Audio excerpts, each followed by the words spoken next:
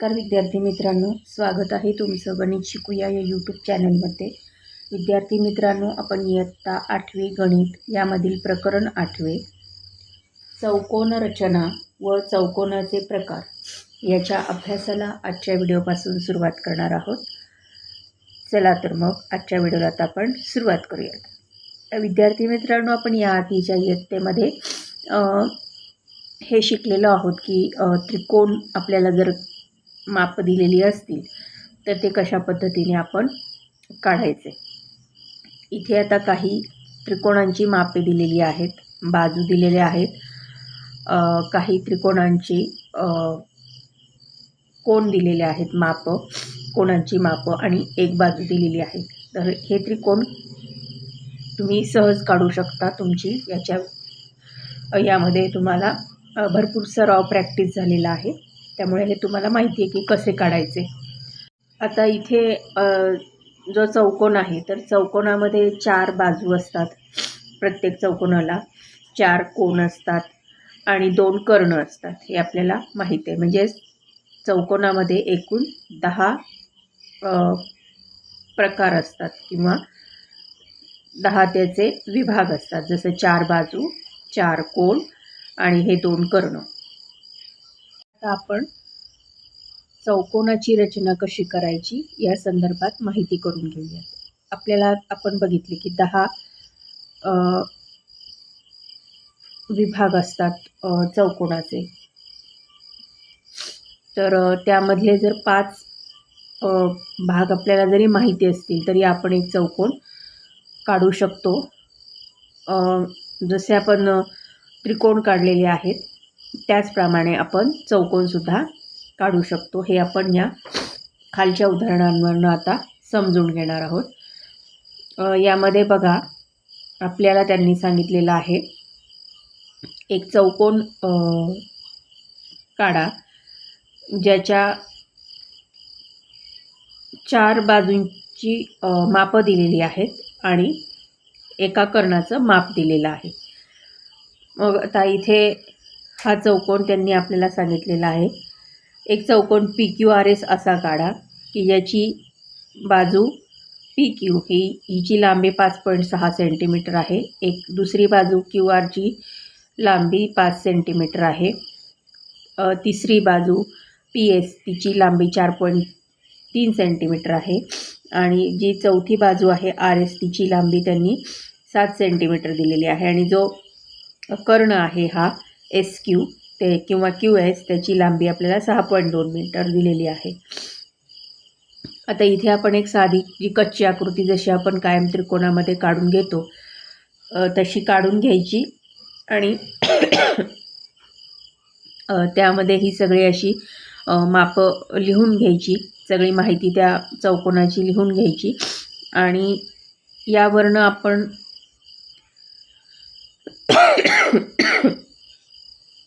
त्रिकोण SPQ आणि त्रिकोण SRQ च्या बाजू आपल्याला इथे या बाजू आपल्याला इथे लक्षात येत आहेत त्रिकोणाच्या। तर आता इथे जर आपण त्रिकोण SPQ आणि त्रिकोण SRQ काढला दिलेल्या मापांवरनं तर आपल्याला चौकोन PQRS मिळतो। आता हा जो चौकोन आहे तो तुम्ही या दिलेल्या मापांवरनं स्वतः काढू शकता, ही कृती तुम्हाला स्वतःला करायची आहे। त्याचप्रमाणे हे पुढचं जे आहे ते चौकोन त्यांनी WXYZ हा काढायला सांगितलेला आहे, त्यामध्ये 4ही बाजूंची मापं त्यांनी दिलेली आहेत आणि 2ही कर्णांची मापं त्यांनी दिलेली आहेत। तर यामध्ये आता ही जी प्रत्येक वेळेला आपल्याला काय करायचं आहे, एक कच्ची आकृती काढून घ्यायची आहे आणि त्यावरनं आपल्याला पक्की आकृती काढायची आहे, ही पण तुम्ही स्वतः काढायची, ही कृती तुम्हाला करायची आहे। आता बघा, हे पुढचं जे उदाहरण आहे त्यामध्ये त्यांनी आपल्याला एक चौकोन असा काढायला सांगितलेला आहे की ज्याच्या 2 बाजू आणि 3 कोन आपल्याला दिलेले आहेत।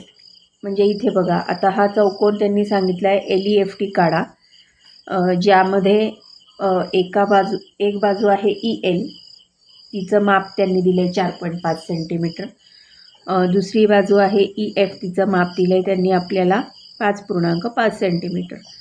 आणि त्यामध्ये मापकोन एलचं माप दिलं आहे 60 अंश, ईचं मापकोन ईचं माप दिलं आहे 100 अंश, आणि तिसरा जो कोन आहे मापकोन एफ त्याचं माप दिलं आहे 120 अंश. मग नेहमीप्रमाणे आपल्याला काय करायचं आहे, एक कच्ची आकृती दिलेल्या माहितीवरनं आपल्याला इथे काढायची आहे. तर आता ही जी आकृती आता आपण कच्ची काढलेली आहे इथे आपल्याला दाखवली त्यांनी, त्यावरनं आपल्या हे लक्षात येते की जी बाजू आहे एली ती किती आहे, 4.5 सेंटीमीटर आहे. त्यानंतर आपण EF ही बाजू काढू शकतो, ज्याचं माप त्यांनी आपल्याला दिलेलं आहे 100 अंश, जे ई या बिंदूवरती ते येते. म्हणून म्हणजे ही जी एली रेष आहे, तर त्यामुळे आपल्याला L, E आणि F हे 3 बिंदू आपल्याला इथे मिळतात.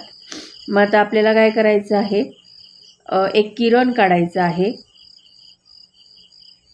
L या बिंदूवरनं, ज्याचं माप आहे 60 अंश आपल्याला जे दिलेलं आहे इथे, आणि त्या L बिंदूवरनं एक हा T बिंदू आपल्याला तिथे मिळणार आहे. आणि ह्या F वरती आपल्याला काय करायचं आहे, 120 अंशाचा कोन घेऊन हा एक कोन काढायचा आहे. आणि हे जे दोन किरण L पासून आणि F पासून जाणार आहेत ते काय होत आहेत, या T या बिंदूमध्ये ते एकमेकांना छेदत आहेत. म्हणजे ह्या इथे ही चौकोनाची चौथी बाजू आपली तयार होतं. याप्रमाणे आपला हा चौकोन LEFT तयार झाला. ही आकृती तुम्हाला काढता येईल. आता हे चौथं उदाहरण बघा. त्यांनी आपल्याला चौकोनाच्या 3 बाजू दिलेल्या आहेत आणि 2 कोन दिलेले आहेत. तर त्यांच्यावरनं आपल्याला हा चौकोन आता काढायचा आहे. तो चौकोन आहे PQRS. त्याच्यामध्ये त्यांनी बाजू QR ची लांबी 5 सेंटीमीटर, बाजू RS ची लांबी 6.2 सेंटीमीटर आणि SP ची लांबी SP ची लांबी त्यांनी 4 सेंटीमीटर दिलेली आहे. आता इथे त्यांनी जो मापकोन आहे तो R 62 अंश सांगितला आहे आणि मापकोन S हा किती सांगितला आहे, 75 अंश. आता इथे आपल्याला नेहमीप्रमाणे कच्ची आकृती काढून घ्यायची आहे. आपण काय करणार आहोत, QR ही एक रेषा काढून घेणार आहोत जिचं माप 5 सेंटीमीटर आहे. त्यानंतर आपण एक रेष RS काढणार आहोत जिचं माप आहे 6.2 सेंटीमीटर, आणि R या बिंदूवरती आपण 62 अंशाचा कोन घेणार आहोत आधी, आणि त्यानंतर आपण हे 6.2 सेंटीमीटर ची रेषा घेणार आहोत.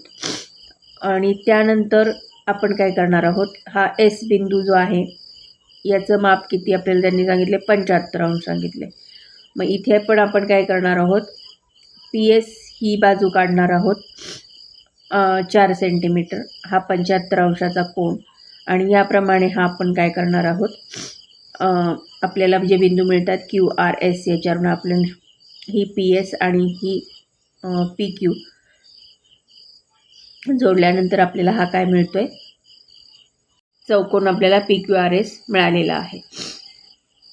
मग याप्रमाणे आपले हा जो चौकोन आहे PQRS तो आपल्याला मिळालेला आहे. सराव संच 8.1 मधील पहिलं उदाहरण आपण बघणार आहोत. त्यामध्ये त्यांनी आपल्याला जे माहिती दिली आहे त्यानुसार आपण ही कच्ची आकृती काढली आहे, त्यानंतर ही पक्की आकृती काढलेली आहे.